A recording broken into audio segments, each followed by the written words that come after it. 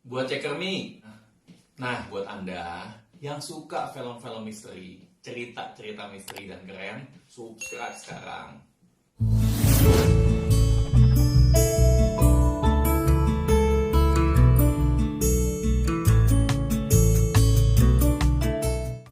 Setan dan iblis berada di bawah manusia. Jin, setan, dan iblis itu mengecil ketika dibacakan ayat-ayat Al-Quran. Bagaimana dengan orang-orang yang kena santet guna-guna ilmu hitam? Apa benar adanya? Sedangkan jin, setan, dan iblis beda dunia dengan manusia. Dan kalau kita tanya kepada orang, apa kamu yakin? Sebagian mereka berkata percaya, tidak percaya. Karena kalau tidak dipercaya nanti takabur. Bagaimana akidah yang tersebar di kalangan umat sekarang? Ada sihir. Ada sihir. Jelas dalam Al-Quran disebutkan, bahkan dalam hadis Bukhari, Nabi Muhammad SAW disihir. Tersihir selama sebulan. Hadis Bukhari menyebutkan masalah itu, bahwasanya Nabi SAW disihir oleh seseorang bin A'sam, orang Yahudi, dari suku Za'far. Orang ini mengambil potongan sisir Nabi SAW, kemudian mengambil potongan rambutnya dan menyihir. Dan dengan hikmah Allah SWT, Nabi SAW kena sihir. Kena sihir. Pada saat Nabi SAW kena sihir, beliau selama sebulan tidak tahu apakah sudah mendatangi istrinya atau tidak. Sampai Nabi SAW berdoa kepada Allah Azza wa Jalla dan datang petunjuk. Ternyata ada malaikat datang dalam mimpi beliau dan menjelaskan kalau rambut dan potongan sisir beliau diambil oleh Lubab bin Asam dan ditaruh di sebuah sumur di suku Za'far. Yang kebetulan ini adalah suku Yahudi yang tinggal di Madinah. Maka Nabi SAW keesokan paginya memanggil Ali dan Zubair radhiyallahu anhuma. Kemudian datang ke sumur tersebut, dibongkar, dan Nabi SAW melihat rambut dan sisir beliau dililit di sebuah batang kurma yang sudah rusak. Kemudian Nabi SAW memusnahkan buhul tersebut. Beliau pulang kepada Aisyah berkata, ya Aisyah, saya sudah menemukan masalahnya. Ternyata sisir rambut saya diambil oleh Lubab bin Asam dan Allah berikan petunjuk.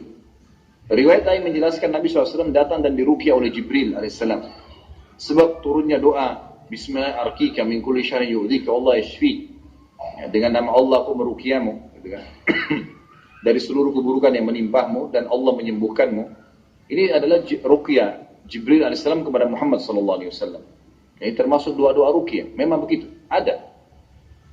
Jadi bukan berarti jin, syaitan, yang tadi syaitan itu, iblis lemah, kemudian tidak ada sihir. Ada sihir. Bahkan sihir itu adalah kerjasama antara manusia dengan syaitan.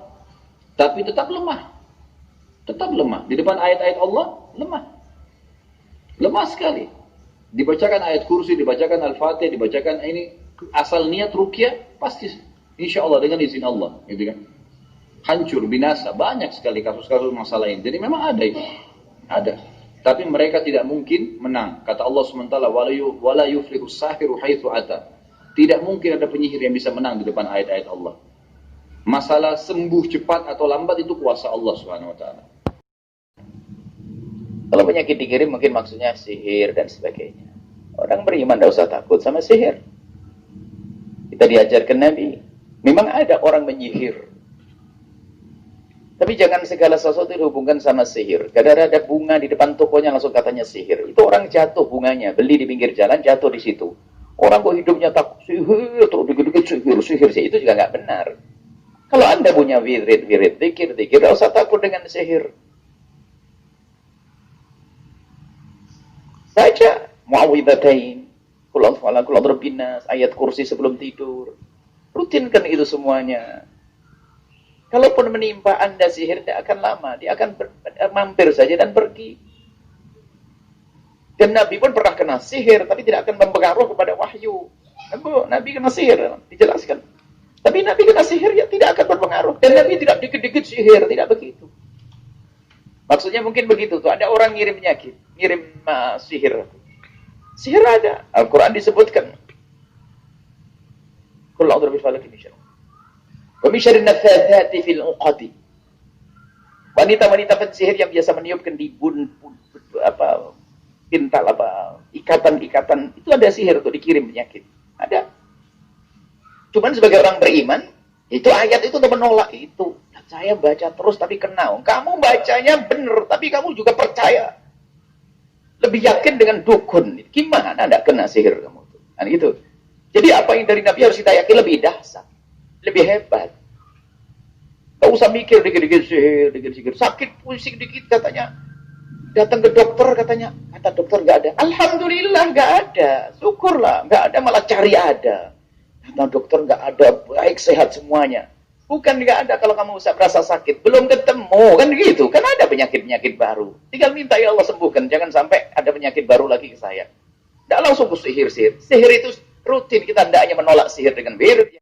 Di dalam keadaan disihir, santet, magic, begu ganjang, 7, apa lagi? Black magic, maka dia mati syahid.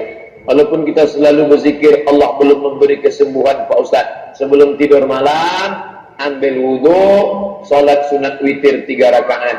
Ayat pertama Sabbihis, kedua Kuliah, ketiga Kulhu. Kalau tak hafal, Kulhu 3 kali. Kul. Habis salat, baca Al-Fatihah. Setelah Al-Fatihah, pangkal Al-Baqarah 5 ayat, wa ulaika humul muflihun. Setelah itu ayat kursi. Setelah itu ujung Al-Baqarah 3 ayat dari lillahi mafis. Qul huwallahu 3 kali, qul bil falaq sekali, qul a'udzu binnas sekali.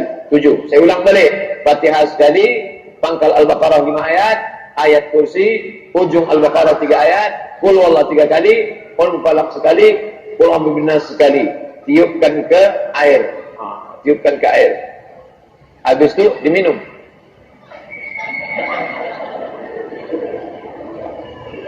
Bisa juga ditiupkan ke ember besar, dimandikan. Air yang sudah dibacakan tak boleh dipakai untuk cebok, harus habis mandi. Setelah dibacakan, ditiupkan ke tapak tangan. Sapukan ke muka, ke kepala, ke badan. Baru tidur malam.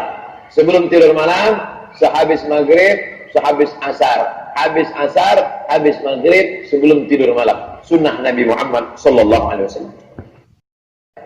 Berobat dia dengan ruqyah, membaca ayat-ayat Allah, maka mati dia, mati dalam keadaan syahid.